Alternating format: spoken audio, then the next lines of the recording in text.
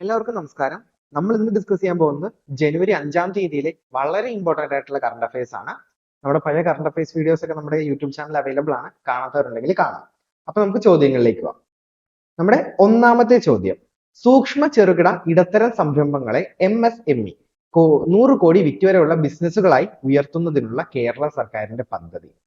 സൂക്ഷ്മ ചെറുകിട ഇടത്തരം സംരംഭങ്ങളെ അതാണ് MSME, അതിനെ 100 കോടി വിറ്റുവരവുള്ള ബിസിനസ്സുകളാക്കി ഉയർത്താനുള്ള കേരള സർക്കാർ പദ്ധതി ഏതാണ്?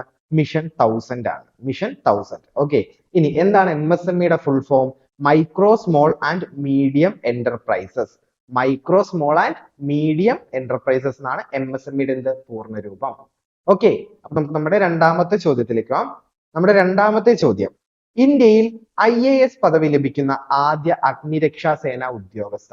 ഇന്ത്യയിൽ IAS പദവി ലഭിക്കുന്ന ആദ്യത്തെ അഗ്നിരക്ഷാ സേന ഉദ്യോഗസ്ഥ ആരാണ്? പ്രിയ രവിചന്ദ്രൻ. ആരാണ്? പ്രിയ രവിചന്ദർ.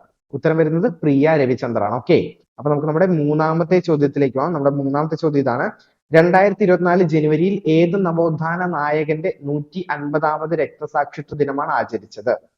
ആരുടെയാണ്? ആറാട്ടുപുഴ വേലായുധ പണിക്കരുടെയാണ്. ആരുടെയാണ്? ആറാട്ടുപുഴ വേലായുധ പണിക്കരുടെയാണ്. ഓക്കെ, നമ്മുടെ നാലാമത്തെ ചോദ്യത്തിലേക്ക്. നമ്മുടെ നാലാമത്തെ ചോദ്യം, കുവൈറ്റിന്റെ പുതിയ പ്രധാനമന്ത്രി ആരാണ്? Sheikh doctor Mohammad Sabah. Sheikh doctor Mohammad Sabah ആണ് കുവൈറ്റിന്റെ പുതിയ പ്രധാനമന്ത്രിയെ ചുമതലയേറ്റത്. നമ്മുടെ അഞ്ചാമത്തെ ചോദ്യം, ഏറ്റവും കുറച്ച് ഓവറുകൾ കൊണ്ട് അവസാനിച്ച ടെസ്റ്റ് മത്സരം എന്ന റെക്കോർഡ് നേടിയ മത്സരം. ടെസ്റ്റ് മത്സരം ക്രിക്കറ്റിന്റെ ഏറ്റവും പുരാതനമായ ഫോമാറ്റ് ആണ്. അത് ഏറ്റവും കുറച്ച് ഓവറുകൾ കൊണ്ട് അവസാനിച്ച ടെസ്റ്റ് മത്സരം എന്ന റെക്കോർഡ് നേടിയത് ഏതാണ്? India vs south Africa test മത്സരമാണ്. ഈ കഴിഞ്ഞ ദിവസങ്ങളിൽ നടന്ന ടെസ്റ്റ് മത്സരമാണ്. കേപ്പ് ടൗണിലാണ് ഈ ടെസ്റ്റ് മത്സരം നടന്നത്. കേപ്പ് ടൗൺ എവിടെയാണ്? സൗത്ത് ആഫ്രിക്കയിലാണ്. കേപ്പ് ടൗണിലെ ഇന്ത്യയുടെ ആദ്യത്തെ വിജയമായിരുന്നു ഈ കഴിഞ്ഞ ടെസ്റ്റ് മത്സരത്തിൽ നടന്നത്. ഓക്കെ, ഇന്ത്യൻ ടെസ്റ്റ് ടീമിന്റെ ഇപ്പോഴത്തെ ക്യാപ്റ്റൻ ആരാണ്? രോഹിത് ശർമ്മയാണ്. ക്ലിയർ ആണല്ലോ? 107 ഓവറുകൾ മാത്രമാണ് ഈ ടെസ്റ്റിൽ എറിഞ്ഞിട്ടുള്ളത്. ആകെ 107 ഓവർ. ഓക്കെ, അപ്പൊ നമുക്ക് നമ്മുടെ ആറാമത്തെ ചോദ്യത്തിലേക്ക് പോവാം. നമ്മുടെ ആറാമത്തെ ചോദ്യം, വർദ്ധിച്ചു വരുന്ന സൈബർ കേസുകളെ പ്രതിരോധിക്കുന്നതിന്റെ ഭാഗമായുള്ള cyber crime help line number എത്രയാണ്? 1930 1930. ഓർത്തിരിക്കുക. നമ്മുടെ ഏഴാമത്തെ ചോദ്യത്തിലേക്ക് പോവാം. 2024 ജനുവരിയിൽ ഹെങ്ക് കൊടുങ്കാറ്റ് വീശിയത് എവിടെയാണ്? 2024 ജനുവരിയിൽ ഹെങ്ക് കൊടുങ്കാറ്റ് വീശിയത് UK-യിലാണ്. നമ്മുടെ അഗ്നിപർവ്വതങ്ങൾ പൊട്ടിയതും അതുപോലെ തന്നെ ഈ കൊടുങ്കാറ്റ്, ചുഴലിക്കാറ്റ് കാര്യങ്ങളെല്ലാം ജോഗ്രഫിയിലും കറണ്ട് അഫയേഴ്സിലും ഒക്കെ ആയിട്ട് കയറി വരാൻ സാധ്യതയുള്ള ചോദ്യങ്ങളാണ്. ഇമ്പോർട്ടന്റ് ആണ്. നമുക്ക് 1 മാർക്ക് ആണെങ്കിൽ പോലും വളരെ ഇമ്പോർട്ടന്റ് ആയതുകൊണ്ട് ഈ ക്വസ്റ്റ്യൻസ് ഒക്കെ വിടാതെ തന്നെ പഠിക്കുക.